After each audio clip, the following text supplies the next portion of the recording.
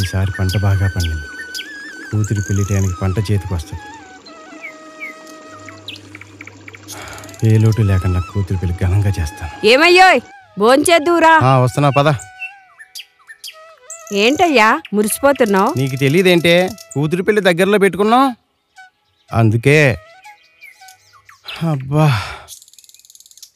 అవునే, పొలం కాగితాలు తెమ్మన్నాను, తీసుకొచ్చావా? తీసుకొచ్చానయ్యా. అయినా అప్పిస్తాన్న వాళ్ళని ఇంటికి తీసుకొచ్చి మాట్లాడొచ్చు కదయ్యా. అది కాదే, ఇక్కడికి వస్తే పొలం కూడా చూసుకుంటారని. సర్లే కానీ. రా రామయ్య. వచ్చారయ్యా.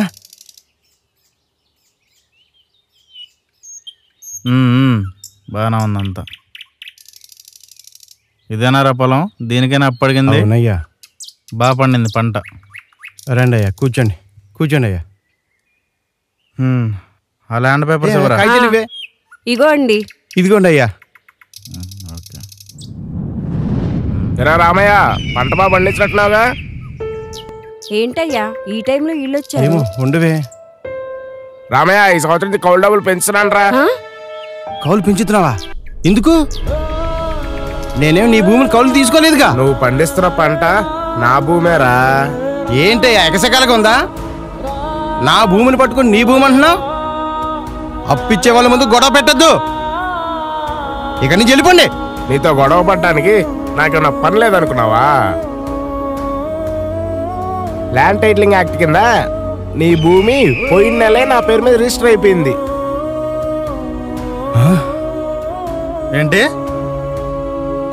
సరిపోయింది సంబరం. అయ్యా, ల్యాండ్ టైటిల్ యాక్ట్ కింద నీ పేరు మీద అదేం లేదయ్యా.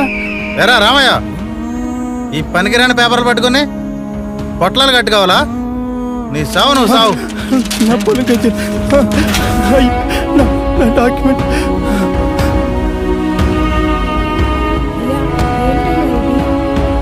నా పొలం దగ్గరికి వచ్చి నీ పొలం అని చెప్తావా?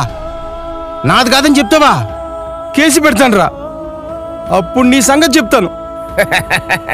ఇవి జగనన్న పెట్టిన రూల్స్. ఇవి మీరేం పీకలేరు. రేపు మన పొలం చుట్టూ రాళ్ళు పాతిచ్చేయండి రా. మన చేను చుట్టూ కంచి వేస్తానంటున్నారేటయ్యా.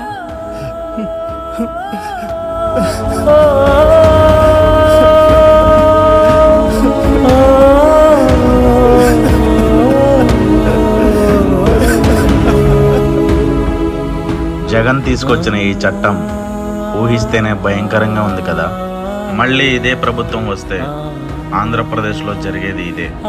ధనవంతుడి దగ్గర నుంచి పేదవాడికి ఉన్న పూరి గుడిసె వరకు మీ భూములకు సంబంధించిన ప్రతి పత్రము జగన్ చేతిలోనే ఉంటుంది. నీకంటూ ఉన్న ఒకే ఒక్క ఆస్తి, తరతరాలుగా నీ బీరువాలో ఉన్న ఆస్తి నీ భూమి. ఆ భూమి నీది కాదని తెలిస్తే ఆ బాధ వర్ణనాతీతం. ఒక్కసారి ఆలోచించు.